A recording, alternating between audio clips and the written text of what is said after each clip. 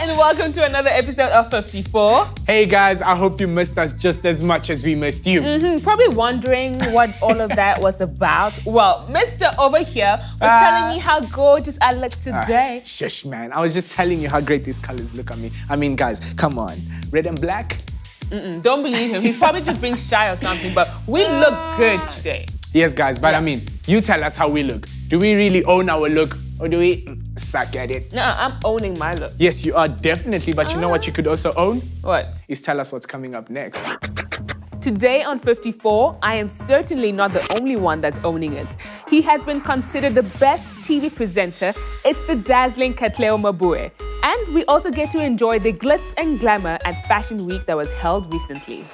Now that's a whole lot of entertainment right there. Definitely. I'm so excited. Well, actually, I am always excited. I mean, we bring you the best in everything. And yes, guys, and you know, if you missed any of our shows, don't worry, you can catch up on www.facebook.com/54show or www.oneafrica.tv. Yes, and thank you to all of you who have been writing to us. We really do appreciate it. And last week, we asked you to let us know what we should do on the show. Some of your feedback has come in, and stay tuned because, you know, you want to know what we're going to be doing next. Yes, you do. But you know what? There's a lot more to it than just us. Much loved popular TV personality, model, singer, and songwriter with some pretty dazzling dance moves too, is certainly making his mark in the South African media and entertainment industry. What a pleasure it is to have Katlego Maboe in studio with us today. Who is Katlego Maboe? Am I saying it right? Maboe, yes. Maboe. One of the first to get it right first time around. It's a very difficult question to kind of compress into a 30-second answer, but you know, I'm an ambitious young man. I grew up in Potchefstroom in the Northwest Province, and I'm a qualified accountant. And I'm somebody who's very passionate about music, passionate about what I do, which of course right now is television. And I've been doing it now for the past 7 years, living in Cape Town as part of the Espresso show team. And I'm also, as I said, very passionate about music. I was part of an a cappella band called Flip a Coin way back in the day. Before the Soil. Yes, Before the Soil. No, I'm joking. I love the Soil. I love the Soil. But I'm a very optimistic and ambitious young man who really just wants to use the opportunities that God has given to the best of my ability, and especially if I can use them to influence people's lives in a positive manner and make a difference in their lives, then that's what I want to do. All right, so let's go straight to the beginning. Now, you said you are a qualified accountant. Yes. So was TV and music ever something you wanted to do growing up? Never. Actually. Really? Never? No, I never thought about it. Like, I used to watch those guys on the kids' TV shows. And think, that's really cool what they're doing, but never thought of myself as being one of them. Sports was always at the top of my priority list. Yeah, I played cricket, I played hockey, I played a bit of rugby on the off chance, but by far my best sporting code was cricket. I went all the way up to provincial level and actually nearly got selected for South Africa at, I think, under 17 level. I didn't know But music always just happened to find me somewhere. Even when I was on the cricket field, you know, I was wicketkeeper. So I'd stand behind the stumps between balls, kind of like whistling away or singing a tune and then get back on it again.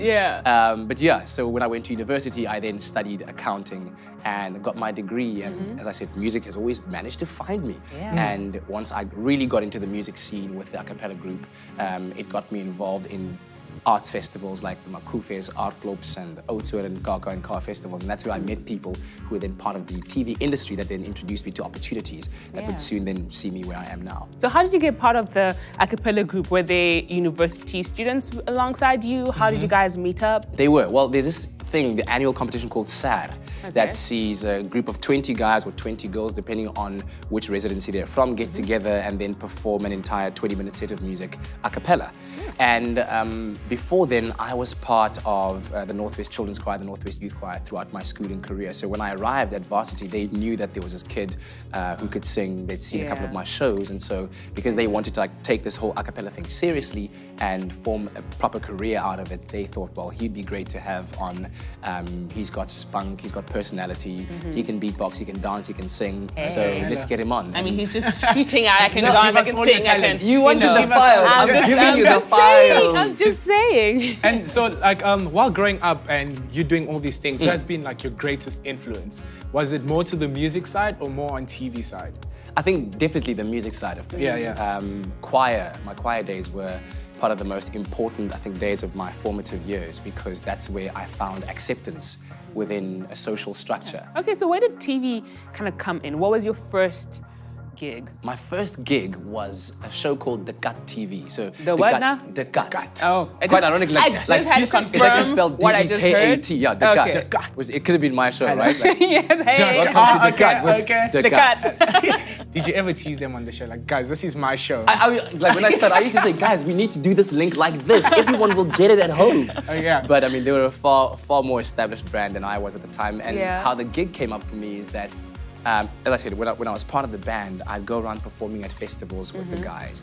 And I then met a guy who worked for the magazine and who knew about their plans to start off a new lifestyle TV show on Friday nights at prime times, like 7 o'clock. Hey. And they wanted somebody fresh-faced who could speak both Afrikaans and English, and I happened to fit that kind of profile.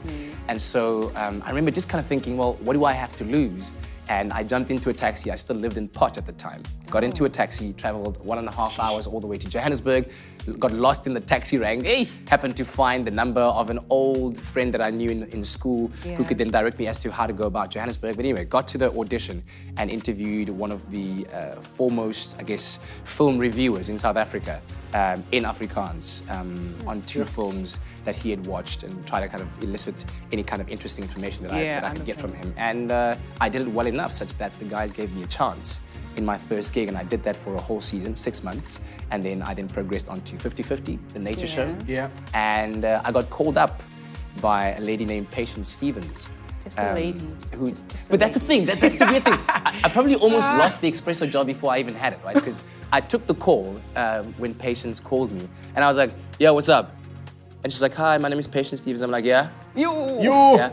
No, but like I was. You guys need to understand, like Patience Stevens produced some of the top shows Absolutely. in the country. Absolutely. So she's just not a average lady. But to my defense, here's the thing. So firstly, I was very young in the TV industry. I had no idea who she was. Yeah. And then also, it was about an hour before we were supposed to go and perform on stage. So I really my mind was everywhere.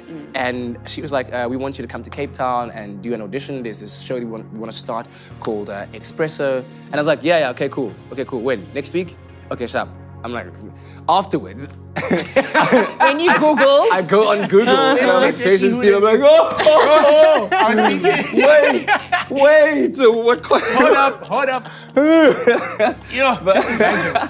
But she probably thought like, this guy has some confidence. It's like, okay, cool, So thank you. it might have actually worked to my advantage, Yeah. not knowing who she was at the time. You're obviously now Katlego Maboe, okay? Mr. Expresso himself. You've won gang awards. Like you've won a whole lot of awards for best presenter, In the best nation. dressed.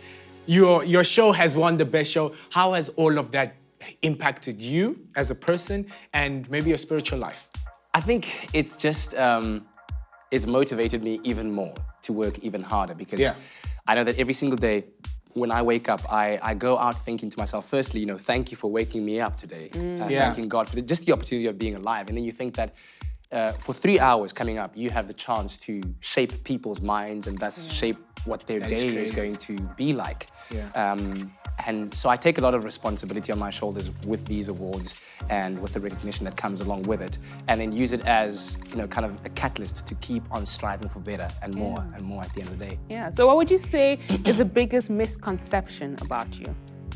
Well, it's actually come to the fore quite recently. Like, I don't know, for me, I started just embracing more of myself and where I come from and what it is that I'm about. And I come from the Northwest Province. I was raised in Potchefstroom, Botswana, Ketlo, Yababo. I love it when he speaks Vernac. It's just like it's him in its purest form. I love it. I wish I could go there, man. There we go. So the biggest misconception I think about people, especially watching me on a show that is predominantly English, because we do broadcast to an international audience, not just to South Africa, but we're all over. And I started bringing that into my links, having fun with it here and there. And then people are like, yo, you can speak Finnish? Hey. How, guys, how? But guys, how have you not? And so people, I think have misjudged me quite a bit. And they were like, hey, this coconut boy, we don't know about him. But yeah, but it's been fun being able to let that side of me live out a bit more, and I'm extraordinarily proud of it. Very, very proud of it where I come from. Yeah. I mean, like, you connect more people as well when people, hey, Sitwan, I am this one's friend, you know, and then another like 50% of audience you've just gained. But like, anyways, like we're speaking now, the journey has come through, and there's a kid out there that wants to be the next Kat. You know what I mean? So what would your advice be? My first advice is don't be the next Kat. Be even better, be more than that. Yeah. Opportunities are a lot more plentiful today. And you should always, and I had to make a bit of a mind shift about that when I saw a little video the other day about how we put icons up there and we say, I want to be that. But chances are, it's impossible to be someone else. You can't be someone else. You'll always find yourself falling short of their level of perfection. You don't know the hard hours they put in. You don't know what they do. All you can ever do is strive to give your very best at every single opportunity that's given to you. No matter how small, no matter how big, you don't know who's watching, and you don't know what that opportunity is preparing you for. And so therefore you need to make your benchmark by giving your best and then knowing after that that this is where I can perform. And at the next opportunity, you give even more, even more. Giving your best has been something that has served me incredibly. Some of the gigs, the biggest gigs I've ever gotten is because when the hour called for it, I gave all that I could.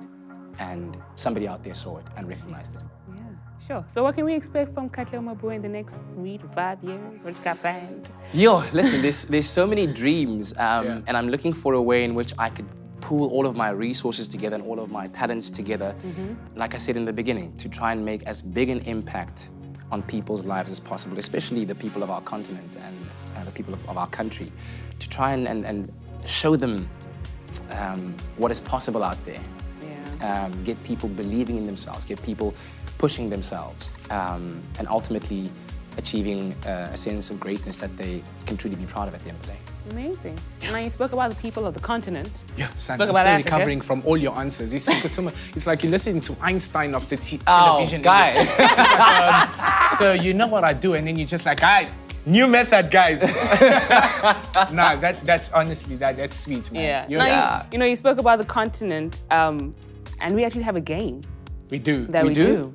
Oh, we have a game. It's called the Afriquiz. Yeah. Oh, So we're gonna quiz you on this continent. Nobody told me about this. It doesn't matter whether we told you. Why didn't anybody tell me? It doesn't matter because, you know, we're pretty sure. I mean, We know your knowledge is like 100%. Exactly. We're sitting with an award-winning, you know, presenter. Award winner. No pressure. Award winner. So we know that you got this. Stop. Okay. So we're gonna play a game. We're gonna play AfriQuiz. Are you ready for it? I am as ready as I'll be right now. All right. So I think we should get to it, shall we?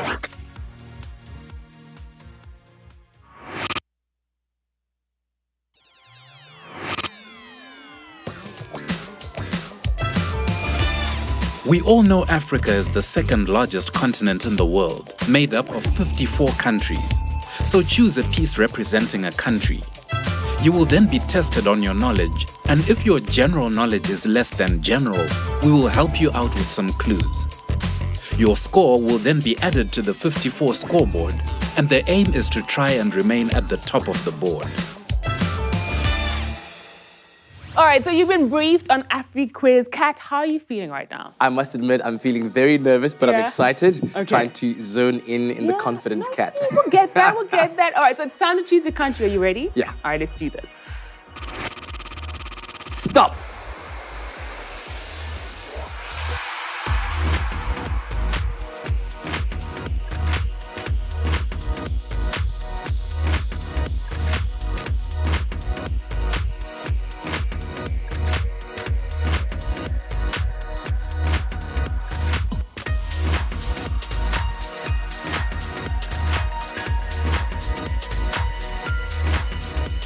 All right, so Kat, you got Nigeria. How are you feeling? I've been to Lagos You have? once before. Okay, and that's good. that's as far as my knowledge of Nigeria goes. Oh my gosh, be All right, easy don't on worry. me. It's multiple please. choice, so I'll be kind. I'll Okay, be kind. cool. All Here we go. So we're starting now. What is Nigeria's official language? Afrikaans, English, or French? It's Quick. French. No, false. Or which? English. Which? desert edge is found in Nigeria's northmost borderline? Is it Mojave, Sahara, or Kalahari? Sahara. Perfect. Correct. The vertical stripes of Nigeria's flag are green, white, green, white, green, Green, white, green. Perfect. Correct. Nigeria is named after a river, lake, or mountain. A river. Correct. The national anthem emblem of Nigeria is elephant, eagle, or elk. Eagle. Perfect. Correct. Nigeria's location in Africa is west coast, east coast, north coast. West Coast. Correct. Tapi Wadi is Nigeria's biggest lake, longest river, or highest mountain. What's it called? Chapal Wadi. The lake river. Biggest lake, river, or mountain. River. False. Incorrect. Who won the presidential election in 1993? Was it Abu Salam? Was it Olusegun or Masudu Abiola? Abu Salam. False. And time. Time. Okay. You got, I'm counting. I'm doing stuff. You got a one. That was so stressful. You got five. Five. You got Okay. five. That is great, Kat. Yeah, okay. Yeah. For somebody's only been to Lagos once, I take pride in that. Right? Okay. No, you did a good job. You should be proud of yourself. Yeah. I was hoping you'd throw in a football question there. That would have been a little bit easier. Yeah, I think they were just like, no. Yeah, no. But thank you so much for being with us today. We had an amazing time with you. It's a big pleasure. Thank you for having me. Now, we've heard him present and he is phenomenal at it, but wait till you hear him sing. Oh, it's beautiful. 2. Oh! Oh, yeah. Woo! It's Friday, baby. Oh, yeah. You don't come around to see me in the week, yeah. You don't have a chance to call me on the phone, yeah. You don't come around to see me in the week. You don't have a chance to call me on the phone, yeah. What a young talent he is, eh? And a good-looking one, too. Okay, I won't say much there. However, it's amazing to see how self-motivated and determined some people are. You know? Yeah. It makes me realize you can literally do anything. There's no limits. True. I mean, it's all about self-motivation. You know, you can't just sit and wait for things to happen. You gotta make them happen. Be a go-getter, and you can achieve anything you set your mind to.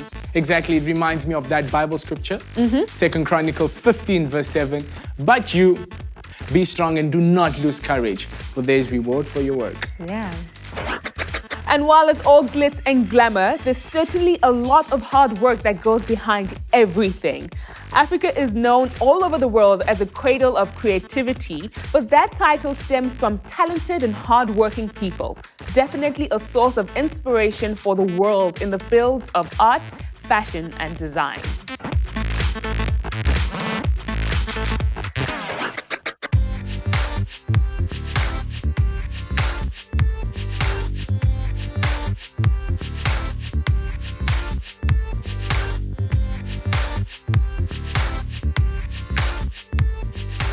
So we're here with the beautiful Thembi Siete. How are you doing? I'm well. How are you doing? I'm good. You are looking incredible.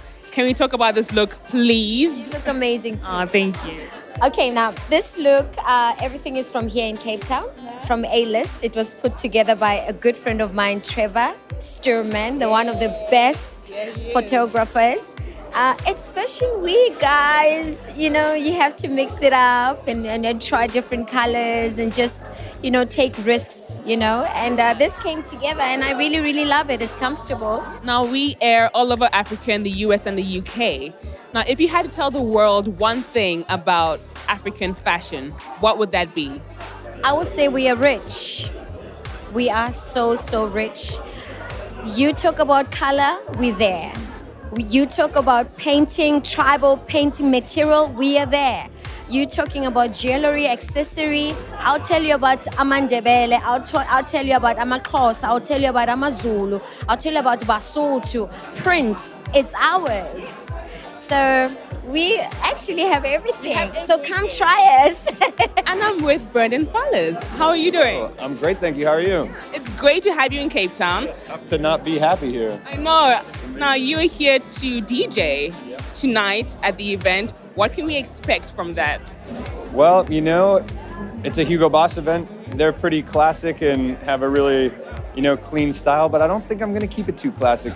So I'm going to play a little Black Coffee because crowd favorite for me anyway, and also love Goldfish. Incredible. And then, I don't know, TBD. What else comes to be?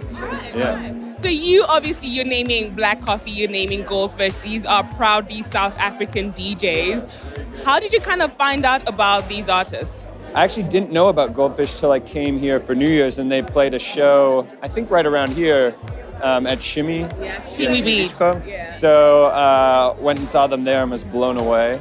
And then Black Coffee, I actually just heard about a couple weeks before the new Drake album came out. And then he was on there and I was like, whoa, this is crazy. And he played in New York on Saturday night as well, the day the Drake album came out. So it was like hitting me from every angle, but incredible. Such a cool, vibey sound, which isn't normally going mainstream right now. So I'm really happy that Drake's adopted him, and then it'll take him to the next level, and we can all listen to really nice music, which would be great, yeah. We're here with the beautiful Terry Petto. How are you doing? I'm very good. How are you? I'm good. It's great to have you on our show. Oh, thank you so much. So you are an actress, a director? Producer. Yeah, You are a producer. And so you are currently in the film A United Kingdom. And I believe you're going to the UK soon for awards? Yeah, I've been nominated for the National Film Awards in the UK. Congratulations. Thank you so much. So I'll be attending the awards on the 29th of March. I'm quite excited. Yeah. We're excited to see the red carpet. I can't wait myself. I'll be dressed in Tila Cindy. I mean, I love taking the international platforms to promote local talent. So whenever I get opportunity to be on the red carpet abroad, I always wear a local designer. So this time I'll be wearing Tila Cindy. What would you like the international world to know more of in terms of African fashion? I think we have incredible, talent. All the way, you go to Angola, Mozambique, in South Africa, Nigeria, we have really talented, designers that deserve to be celebrated abroad. And for me, I take it as my responsibility to always, when I go to these international platforms, international red carpets, I wear local designers. Not because of anything else, but because I believe in African talent, and I believe we should be on that stage as well, next to Tom Ford and them and Hugo Boss. And I mean, we have great potential, and I feel like the world has done that. In terms of finding inspiration from Africa. So as Africans, we need to find a way to make that work for us, so that Africa is not just a trend that works for other people, but not for Africans.